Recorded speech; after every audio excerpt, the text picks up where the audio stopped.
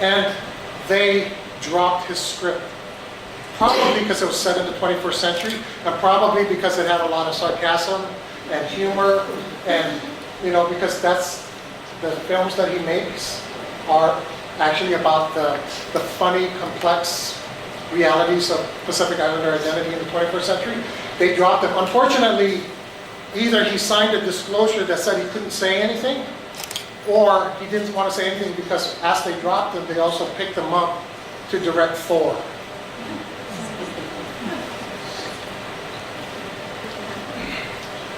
But to answer the question, that's not my business, right? My job is to, so.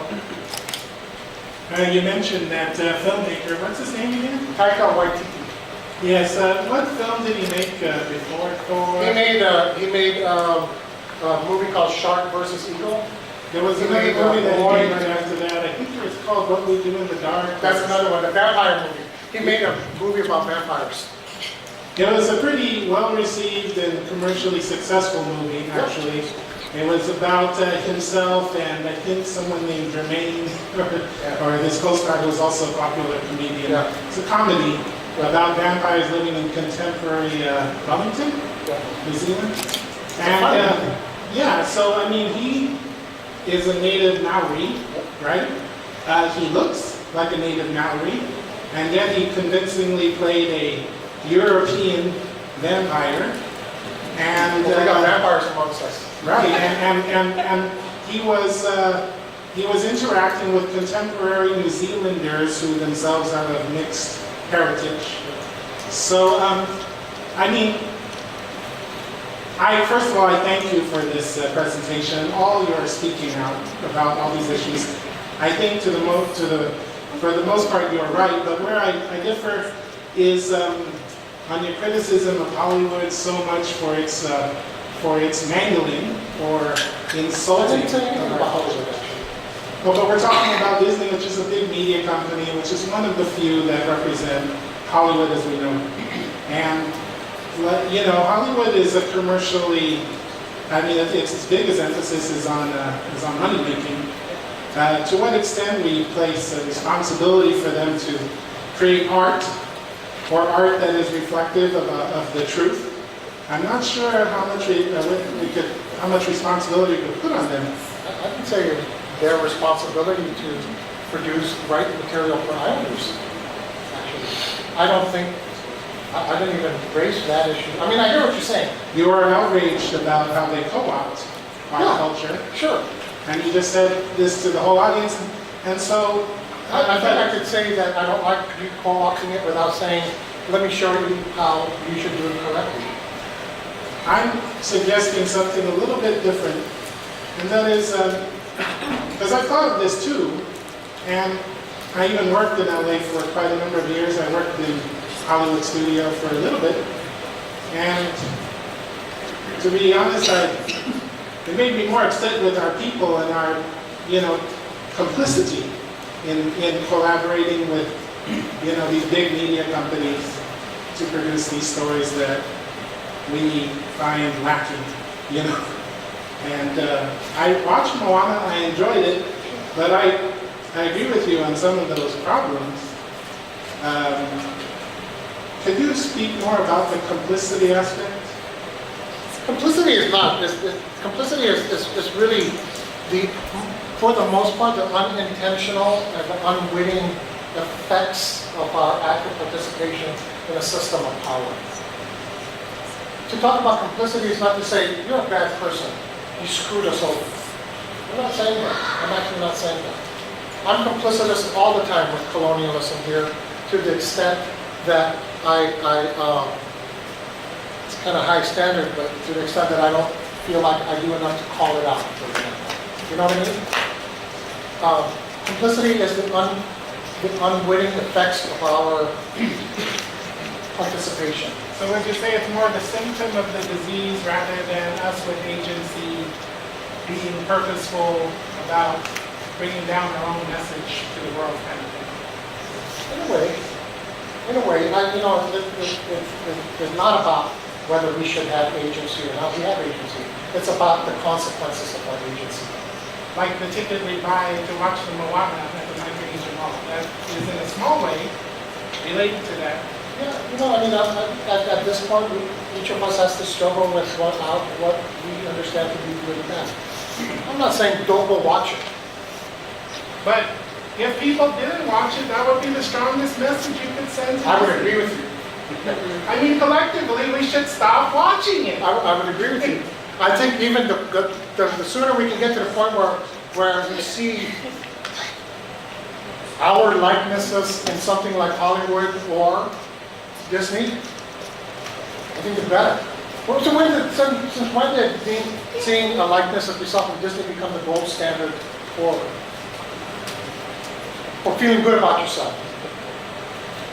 Well, by comparison, take for example something as innocuous as Seinfeld, and the way that they portray their own Jewish culture in Seinfeld, with all the foibles and all the richness. But at the end of the day, it is a quote-unquote show about nothing. And what it means is there's no morals to the story. They don't want, the makers of Seinfeld didn't want that responsibility, they didn't want that. You know what I mean? And when you mention the New Zealand filmmaker, Mr. what's his name again? Because I can never get it right. Yeah, I watched that movie at least a few times. I don't know why that isn't shown in the Micronesia Mall. That was way more entertaining than most of the movies they show.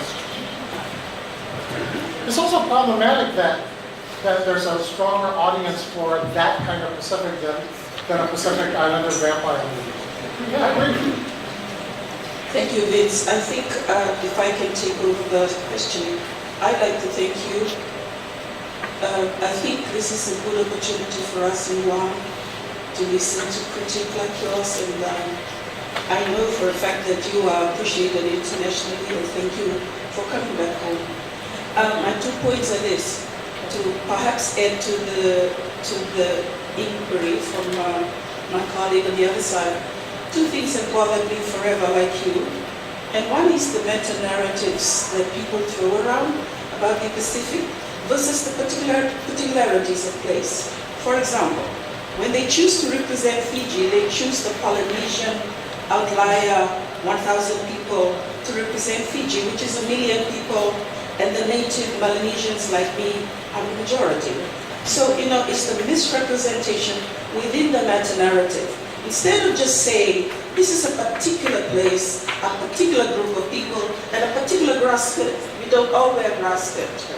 That's another thing. Some of us do not, never did. So yeah, that's what, meta-narrative versus particularity. And I always say, there's not enough ethnographic study that is specific to place.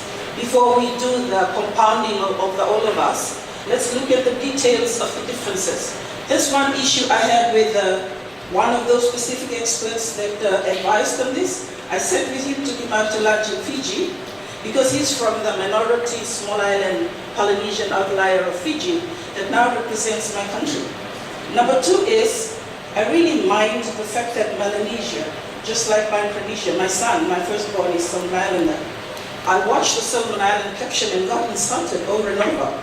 The reason is this: Melanesia is 80% of all the population in the Pacific. And when in a movie like that is very Polynesian, goes and drops up some Solomon Islanders like that, it's further insulting to the diversity, to the richness in Melanesia, to the big land that is Melanesia, very often reduced in just a caption of a few islands, Solomon Islanders. And by the way, they don't wear lace in Melanesia.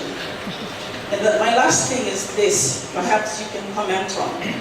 I've been bothered with the dominance of Polynesia forever. And it's like we are the dominance of Polynesia. Because really, they don't have your technology of Micronesia. They don't have the tuna in your oceans. They don't have the land in Melanesia. But they dominate everything. Not only in the past. If you look at the regional bodies today, my issue has been, how do these people, the third of us, if you like, how does the third leg of our body dominate the whole body? And they've done it so creatively. What is it about this group of people within the islands that is called the Pacific? do this and do this very convincingly. And then they sleep with the current baby of the day to dominate us further. You rightly called it, this is post-op. It is really at the worst of it, selling ourselves short because it collapses us into one blanket. Thank you. Thank you, Vince. Come often.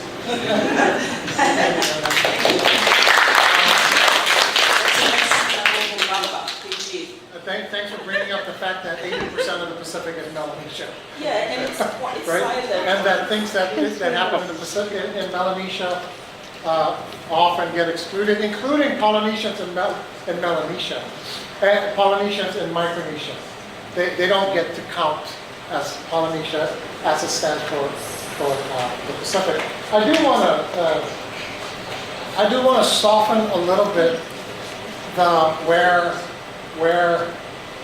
or not soften, but yeah, soften or open up. I don't know what the metaphor is. The category Polynesia versus the people Polynesians, right? Because how much of this film is that Western idea of Polynesia standing for the whole Pacific, and how much of it is the agency of specific Polynesians who are doing that kind of thing? That question that you raised, right? I don't have an answer to that. You know, I do know that there's lots of Polynesians who don't like this film for that very reason. They like to say, you know, but at the same time they'll say, wait, who are you talking about when about the Polynesians, right? So, because for them, they'll totally agree with you. What makes the Pacific, what actually we all share in a collective sense, are different ways of being deeply connected to specific places, right? That is not present in Moana.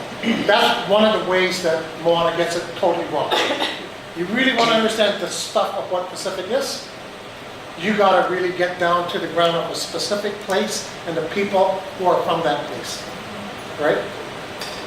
So, totally. And thank you, G, for bringing me up. Thanks, Jim. Someone else? Real quick, Sid. And, yeah, So, you know, he's older than you. I mean, going after her comment, it's really the Westerners that actually project the Pacific more to be Polynesian, and not the Polynesian themselves. I think so. I think so, but I also, as a Pacific scholar, have come up way too many times upon instances where Pacific scholars, who should know better, right, make that mistake of using a very small part of almost always Polynesia to stand as called the whole Pacific. That's a question around complicity that is really real for me, right?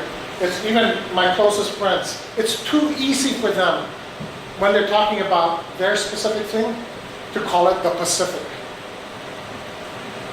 It's too easy. Way too easy. And apparently it happened again with Moana. Someone else.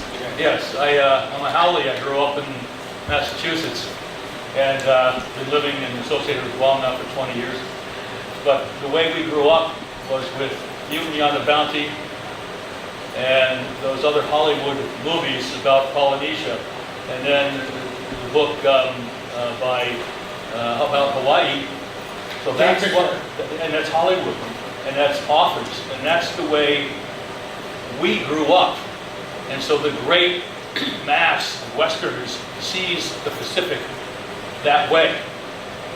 And I think that's the bottom of the problem, is the way it's been, again, Hollywood and writers have picked up on this and pushed it out on the world.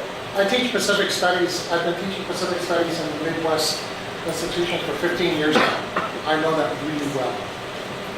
When they have to talk about their image of the Pacific, it's always Lilo and Stitch. Now it's Moana. Yes. And when they talk about American Indians, it's always Pocahontas. And it's very disturbing that that is the predominant image of folks in the Pacific. Very disturbing. Someone else, if we have time, we'll go back. Who's like that? Actually, you address the very same thing that I was going to speak upon. I forget your name. She was talking about having, I guess for clarity, an anger towards a group of people, say you're representing all of Oceania, right, or the Pacific. But I think that's kind of the danger in a film like this, or an unintended consequence. You had all this list of things, but there is also that undercurrent of an envy that talks about that's not who I am, and then we tend to have these interclashes, right, amongst the islands. But I had a really cool encounter as a observer of some outer island Carolinians talking about watching the film, and they were celebrating how they saw their culture in the film, even though they weren't recognized as that was their culture. And what I took away from it was they didn't feel an anger towards this group of people. There was concern that, they took our story and they made it their story, and we recognize that. But I think all of us have seen news stories in the press where we've been deeply intimate with and seen how they got it wrong. Even though they've gone to sources, even though they've interviewed the right people, they still got facts wrong. And I think I myself haven't watched this film for reasons that number one, I just don't feel a need to. Maybe in time when I guess it's out on DVD or I come across it, I'll watch it. I'm kind of learning seafaring right now and a student of it, so I don't care to watch somebody else's depiction when I myself know better, that I can experience it better. But I take things with a grain of salt. But I'm glad that you brought it up because it's a perspective that I wasn't even thinking of until you opened up an understanding of how we're to look at how we're being depicted, whether it's a group of islands far away from us. Because FESPAC showed us how we're so connected, but we're so different. And I think a lot of people like to clump us into one ideal, but we have to understand that I think Moana just represents a small group of people, and it's not necessarily us. Yeah, they want to say it's us, but we know better. But yeah, and I think that might also be a part of people who don't understand where they're from either, because we have this issue on our island where we have an idea of what it means to be Chamorro, but I think it's an idea more than it's really been studied.